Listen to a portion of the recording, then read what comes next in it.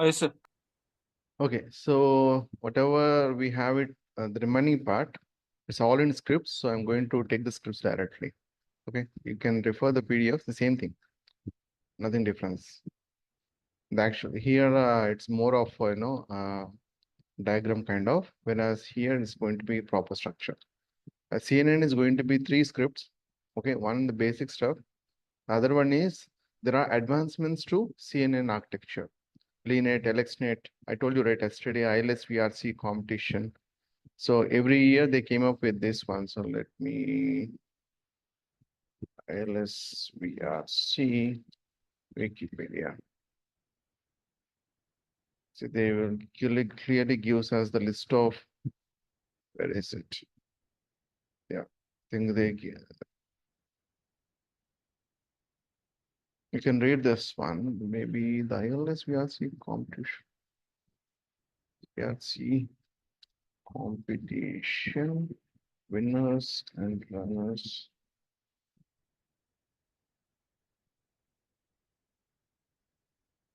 But in every year they win and they came up with some kind of architecture. You can see that VGG, right? Whoever is winner, or in some case runners also, because winners the model size is going to be too huge. It's difficult to implement, so they even consider runners runner up also. So here we have taken a data set. Again, images and all is going to be get stored in the actual location itself. You can see in my folder where I have cats and dogs. Where in validation, I think I don't have anything. Train I do have dogs with the name label dogs, and cats where I have cats. Same way we have test also the same thing, cats and dogs. So it's going to read from there, right? And then here I have applied only rescaling, but you know the other options, right? So let's take horizontal shift or whatever. You can apply various other methods, but thing is it's going to be too heavy. Keep those options aside, but don't try it in your machine because it's going to be too overwhelming. So it may not work, right? So if you have production system, obviously you can just a flag, isn't it? It's not difficult to copy and paste it. You can keep on adding it. That's not a difficult thing. Here I have applied scaling, nothing else, and it's going to read the actual data. It's going to prepare, train it, and test data sets. Wherein right now we have given the label as cats as 0 and dogs as 1. And modeling the convolution layer. This is convolution layer. This is pooling layer. And we have only one combination of convolution pooling layer, but we can add more than one if you need better accuracy.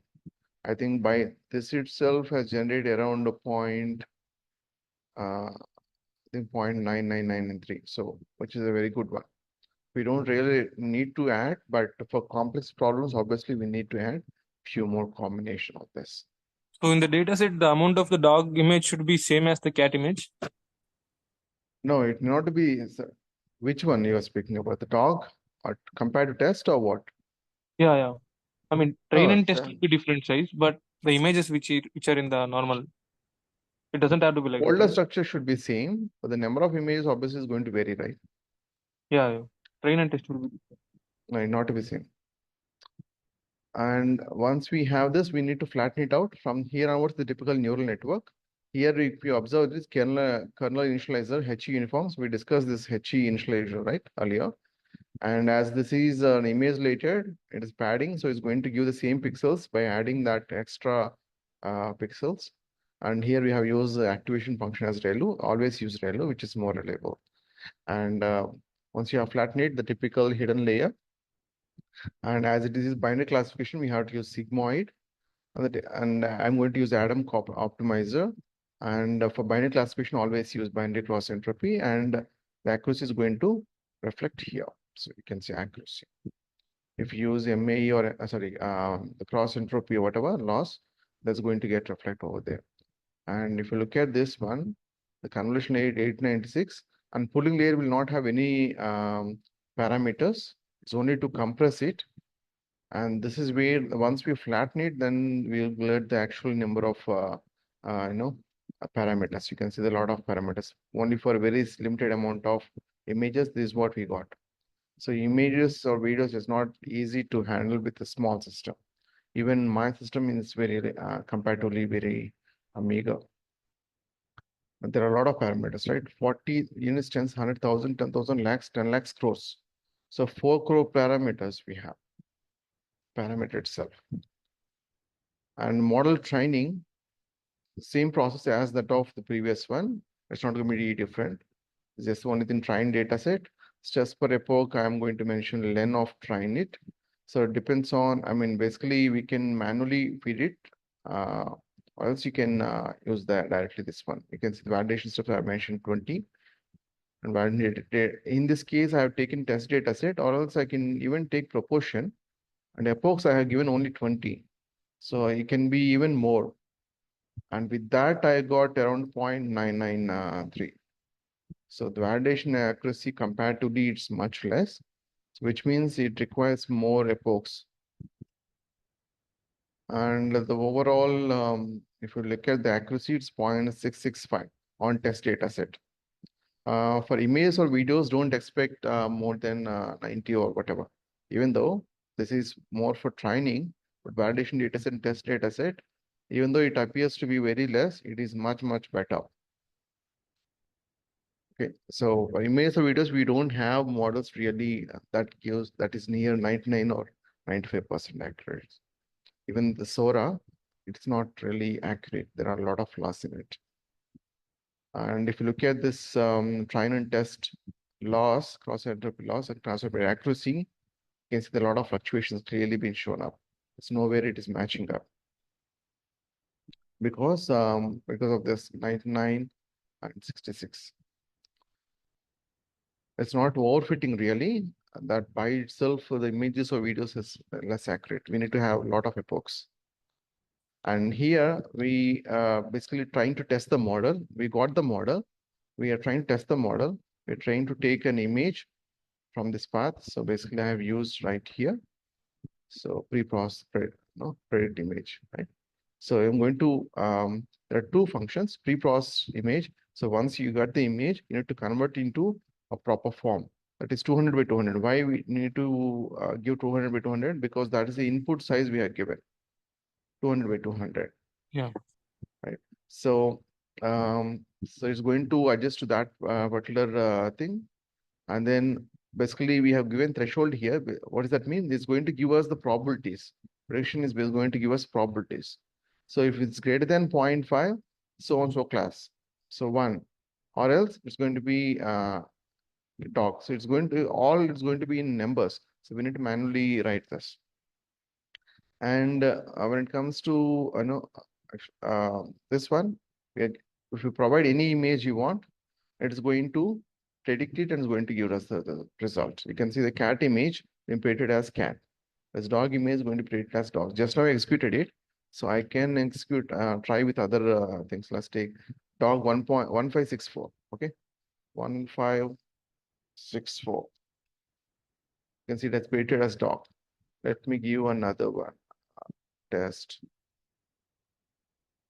157 and cat dot 156. It not to be this same block. You can even try right here.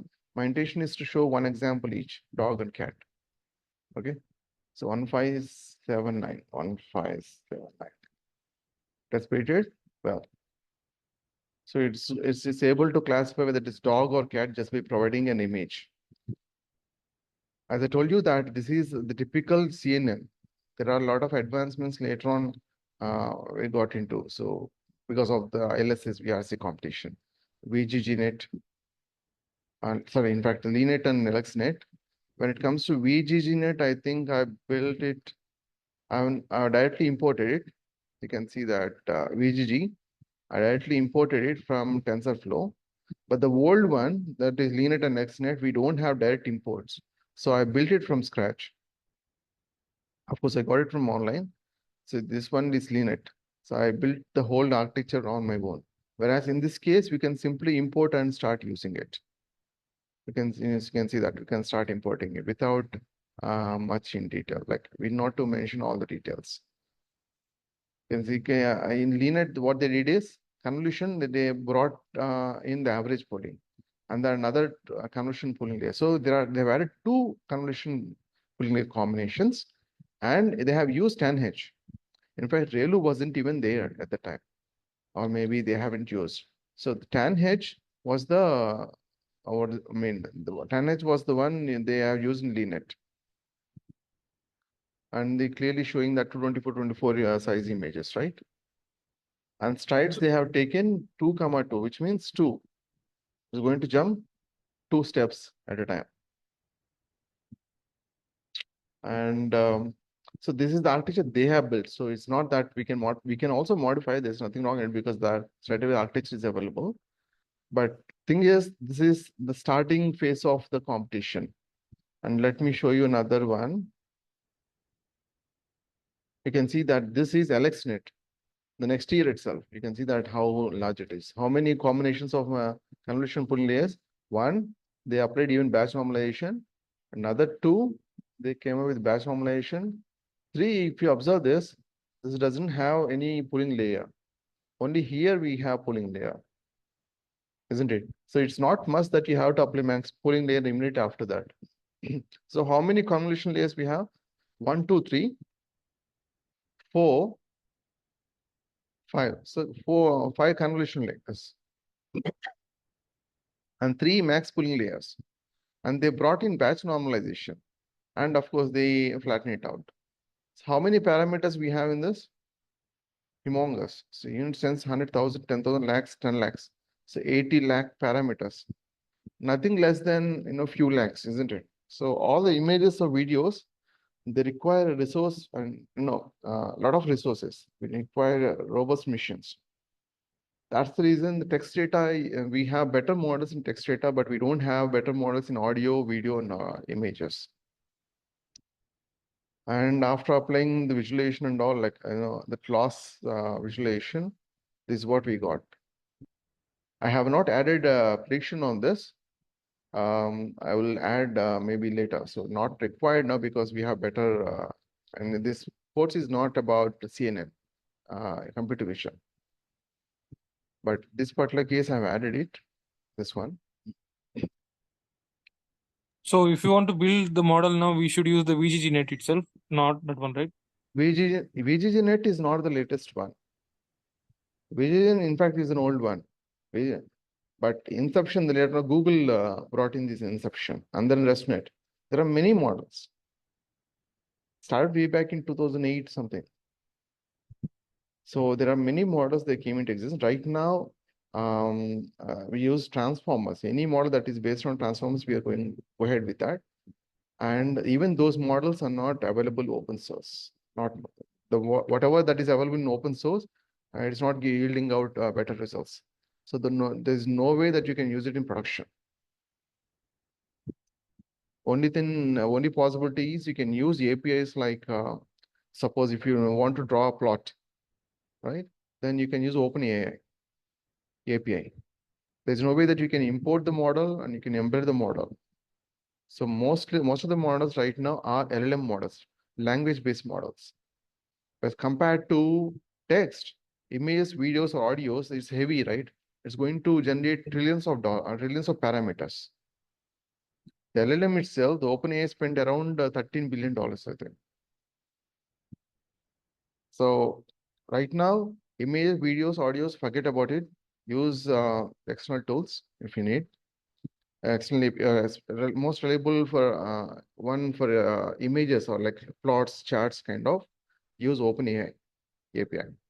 There is no way that you can use open source models. Even we have Hugging Face models, but it's not going to yield out a good output. So focus on LLMs first. And later on, they keep adding to the same LLMs, to images, videos, and audio models also. So that's the best you can do. Clear? Yeah. So script, which should we follow, that one or this one? I mean, the first one which you showed or second one? No, there are multiple ones. So the thing is, there's the basic one, and thereafter there's the basic one, and then thereafter LeanNet and LexNet, and then VGNet. There are multiple architectures Yeah. came in, year after year. So I given all, I try to give all. Even though this is not computer vision course, I tried my best to give as many architectures as possible. Oh, So, and when it comes to architecture, just go through this. If you look at this one, the model.summary will give the complete architecture. You can see this one is ResNet. Just imagine how complex it is. Input and convolution, convolution, convolution, convolution. And there are two pooling layers. And again, convolution, convolution, convolution, convolution, almost 8 convolutions. How many? 1, 2, 3, 4, almost 9. 1, 2, 3, 4, 5, right? Around 9 convolution layers up to here. Another pulling layer, another convolution, convolution, convolution. Okay, you can see, you can imagine, humanly it's not possible to remember all, but you can imagine how complex the architecture is. Keep on scrolling, it is just architecture. After applying all this, they got around 23 million parameters. Here I have given what is the best thing that we can do here is we can take the base model, and you can see that ResNet I made sure to include top equal to false. So we are taking it as a base. So when we don't include false means the last fully connected architecture, right? CNN. I'm just taking an example here. So this part will become false. What does that mean? It is not going to take the parameters right from ResNet. Okay. So it doesn't take that particular parameter, set of parameters from this architecture. So by this, we can feed our own data, images. So, and we can try and only do these parameters. These parameters, we're going to take it from the base itself. So this model has been created on top of this. So we are cutting off this part and we're adding our own thing. And then we are trying, so that number of parameters will drastically reduce. So by that, we can build our own models. You can see that. We will definitely get a better model. But if it is a computer vision course, I would have explained all this. But thing is that this is kind of what we call transfer learning. So we use whatever the best that they have given to us. They would have taken a lot of very big servers, a lot of GPUs. Apart from it, we are going to mute this last part, and then we're going to train with our own data so that we can get better accuracy. That's what we did here. Sorry. computer vision is like showing the model, image or something, telling it to find out whichever what is that showing, that one, right? There are different categories, isn't it? Yesterday, we discussed about different categories. Image classification, that is one. You're speaking about image classification, but object detection, Yeah. the many, right? So character recognition. So there are many types of problems. So I've already conducted a computer vision course that was way back some 3 years ago. And that took almost 4.5 months only on computer vision. So computer vision is not an easy thing, but we need to, okay, as we are discussing deep learning, I'm explaining even this part. So go through this, but don't execute this one. You can try executing it, but don't try other options like that I have mentioned, especially the image data generator. It's going to generate a lot of data and it's going to kill the system. But if in production, yes, you can use it if you have a good system.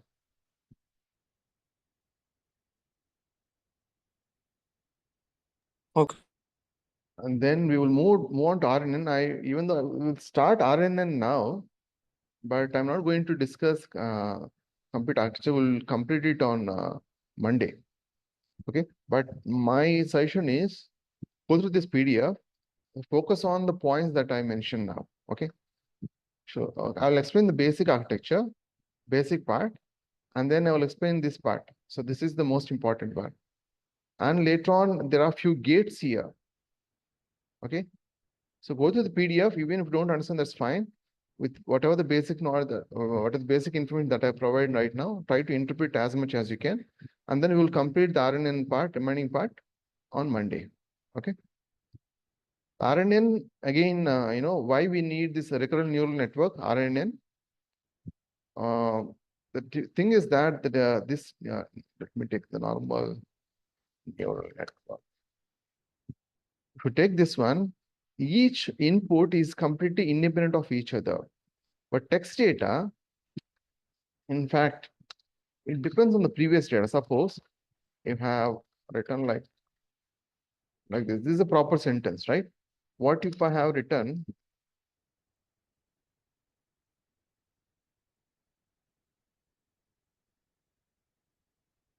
does it make any sense? If the sequence is not in order. Yeah. So basically, what does that mean? So this is basically expecting this word to be come first. So this depends on the previous data. Whereas this in new input, I mean, the neurons, a complete normal neural network architecture is completely independent to each other. So there is no way that you can solve the text related or time series related problems. This course is more of generative AI, so we'll focus on this text related. So if it is like, for loop, the previous data is cumulative in nature. As the recurrent neural network adds makes few changes to the neural network and make it available, like compatible to text data. Let me show you that how it's going to be. So this is basically, you need to look into like, look at it like upside down. These are input neurons. So input neurons, right? You need to look at it this way, input neurons, because we need to focus more on hidden layers. So the hidden layer neurons basically depends on the previous hidden. If you observe this, H2 getting input from H1 apart from its own input.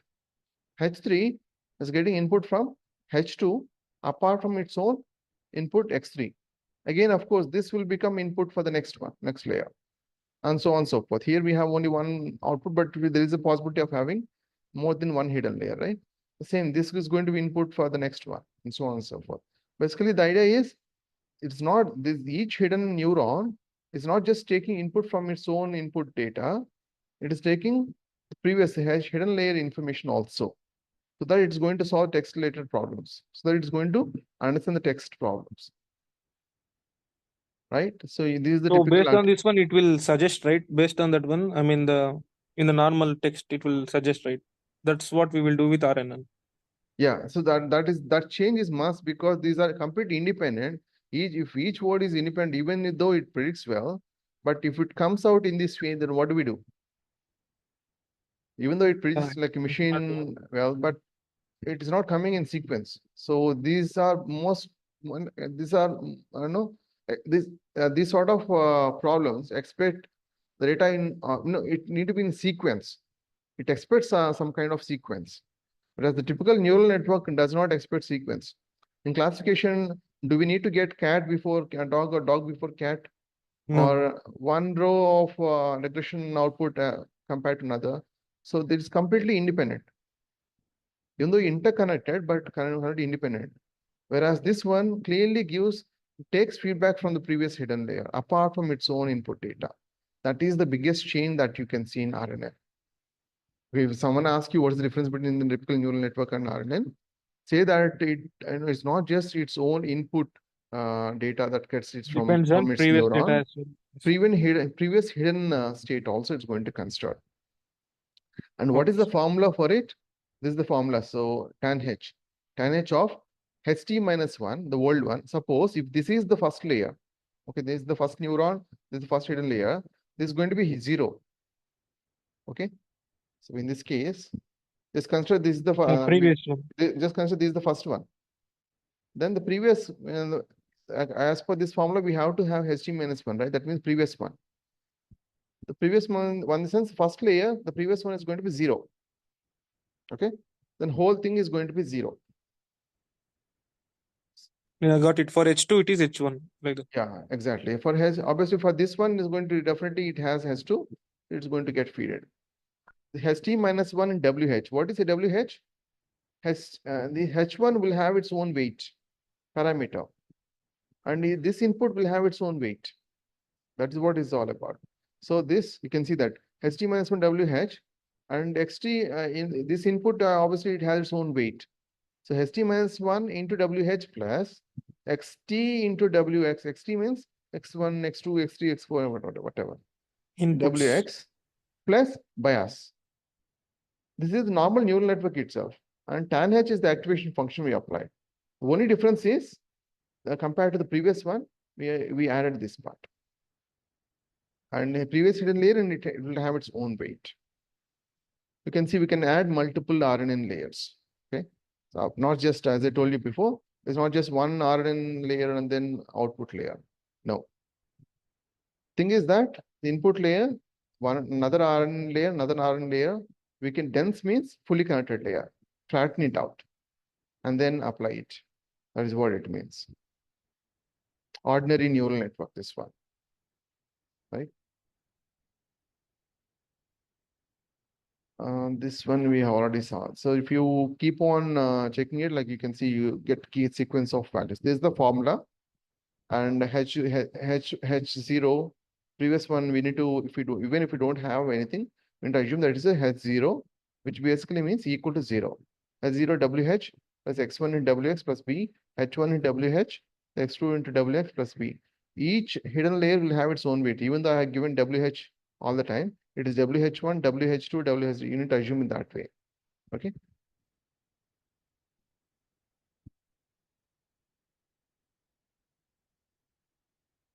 There are many types of RNNs. One-to-one means, suppose if we give single input, it's going to give us single output. So single input and it's going to give us single output, like general machine learning problems, regression, classification, and all. One-to-many, it's when if we give one input, it's going to give us multiple outputs. The image capturing is one such thing. For example, if we give one image, so it's saying that boys are playing soccer, multiple outputs, right? Is trying to interpret it. Or in some case, let's take image segmentation. It has to find the ball, it has to find the boy, it has to find the ground or whatever. So then it's going to be multiple outputs, right? So that is one to many. There is another one, many to one. Suppose if we give a whole series of bunch of videos or bunch of images, then it's going to classify it as soccer image, soccer match, a cricket match, or whatever. So we are trying to give multiple inputs, whereas we are going to get a single output. Many to many, many inputs, many outputs. So the good example is machine translation. Suppose if we give one, suppose let's take Google Translate, right?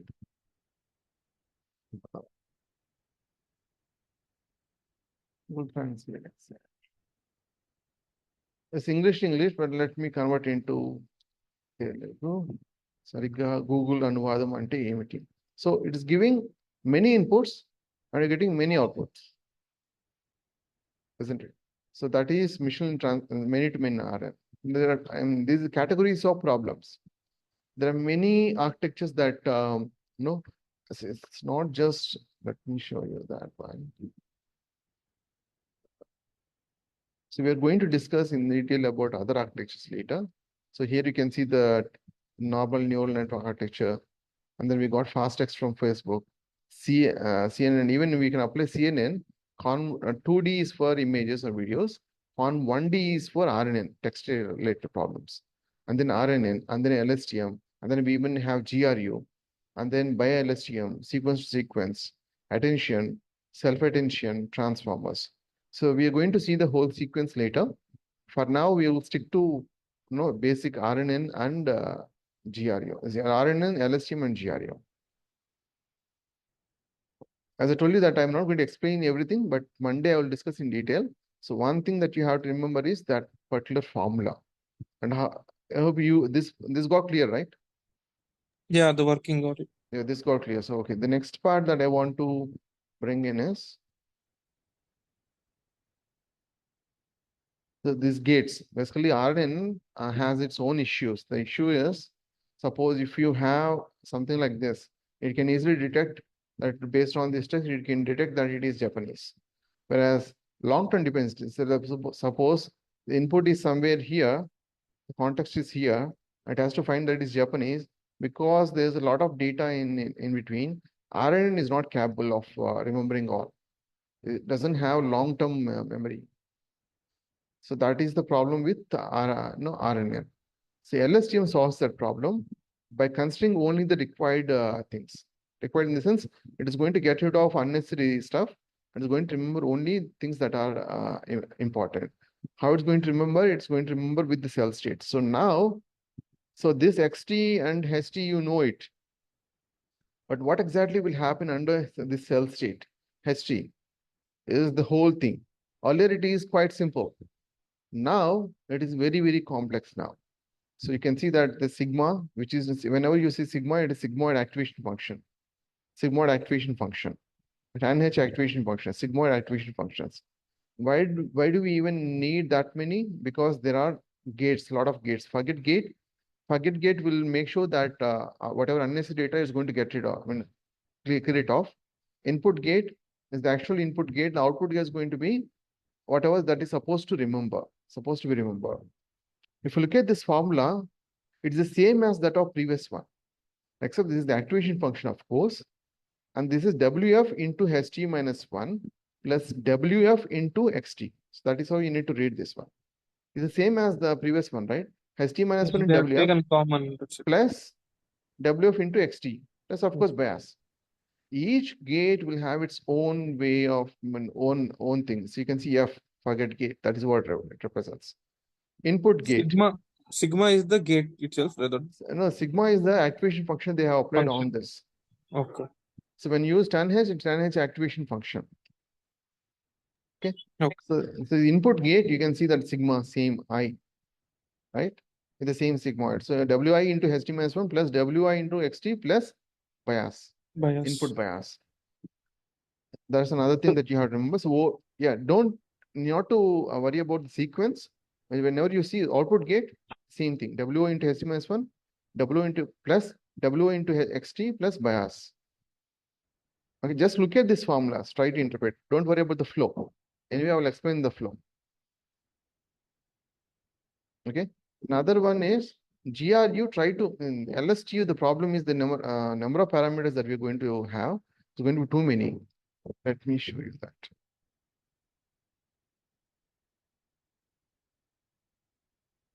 If you look at this one, this is simple RNN, right? How many parameters we have? 7,361. Whereas LSTM, long-term dependence, long-term issues is going to solve, isn't it? But the parameters are 29,345. This is a very simple problem. And compared to this one, it's almost how many times it got? 3 times. 3 times, yeah.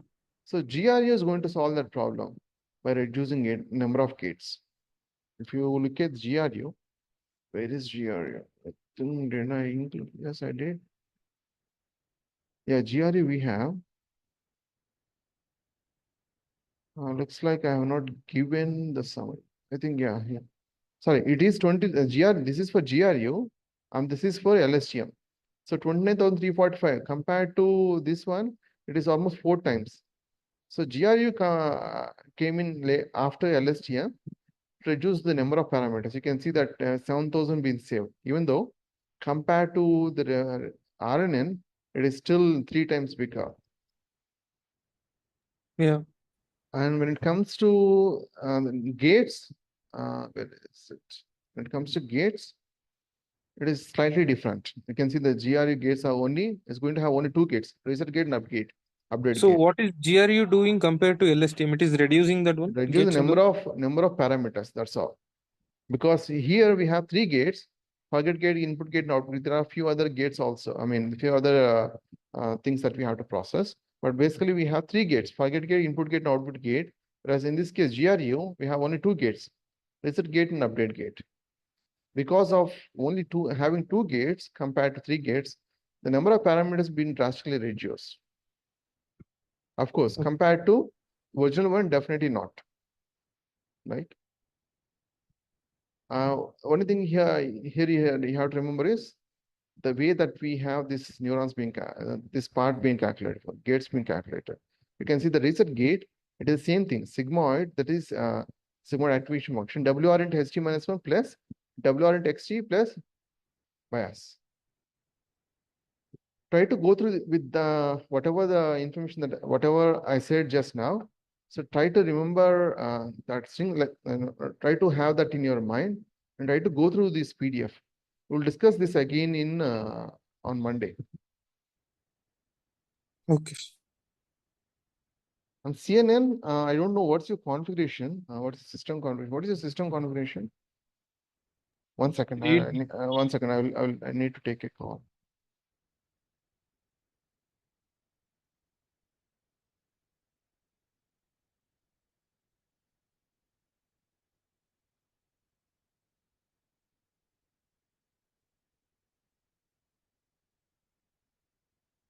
Yeah. Try to execute even CNN. Yeah. What's your system configuration? My system is like i3 8 GB RAM. There's no way that you can execute this one. Yeah, i3 is old one. Yeah. Okay, but have the scripts. Go through the scripts well, and try at least try with one epoch. Here I have given too many epochs, right? Try to give. I mean, you can keep a copy of this because I've executed almost 1,000 times.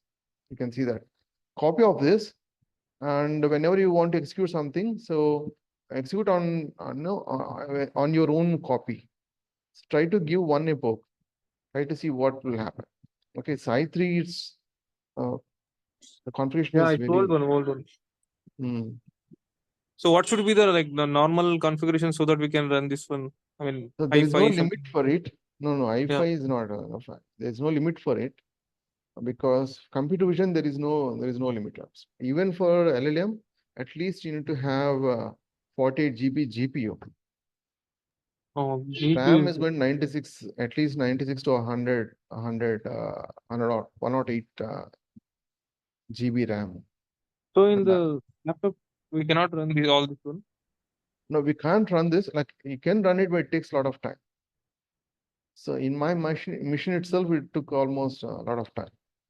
You can see it took only 15 milliseconds for each step, but total compile 1,000 into 15 milliseconds. So it's going to be 15,000 milliseconds. 15,000 milliseconds is 15. How many milli means 10 power minus 3, right? I think it took around 15 seconds or whatever. Even my system is very mega compared to, especially to execute these sort of problems. Only best thing that we can do in case of computer vision is take the base, take the model from from ResNet or whatever, and construct it on top of it. Don't do it from scratch. So Give where to production. get this script at all? If you want to find on the internet, is there any website there? No, I provided Google Classroom, right? Oh, no, no, no. If you have provided, but if I want to find something new like that, You have to search in Google. So that's the only way. If there is something is, come, is there if any any new, reference website so that like you will find right when you are going through the web search like that? basically right now we not to search in even in Google. We can directly go to ChatGPT. For Okay. example, yeah, perplexity. So this is one good alternative for ChatGPT, which gives more reliable information. Let's take the new ILS VRC architectures that are available.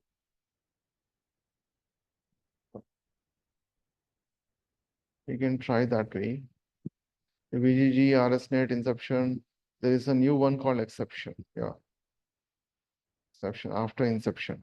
So most reliable one in my experience is ResNet. ResNet is much better.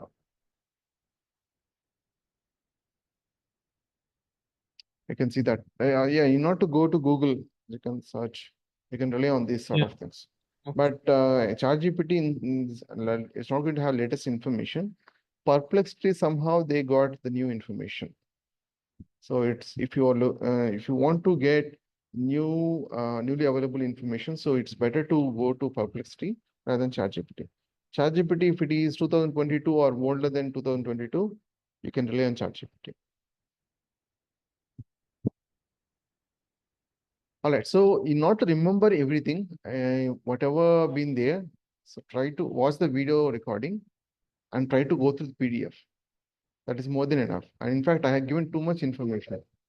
Yeah, Around yeah. for deep learning itself, around 600 to 700 slides. So it is going to be enough for next 4 5 years.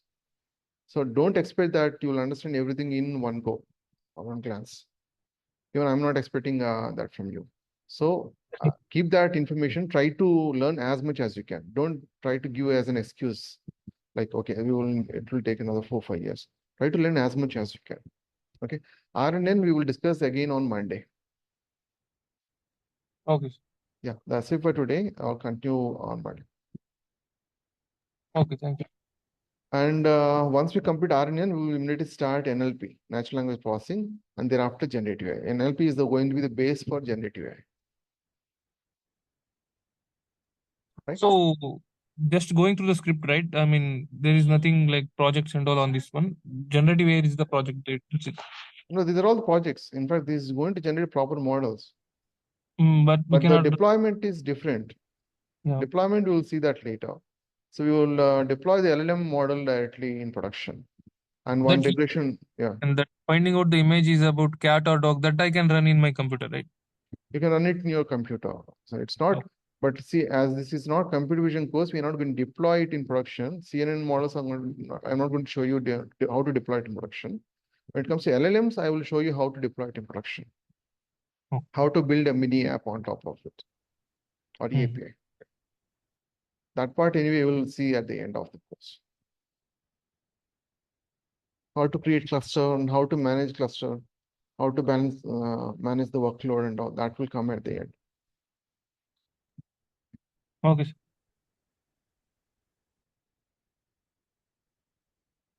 Anyone else has any questions? All right. Thanks for joining. Oh, thank you.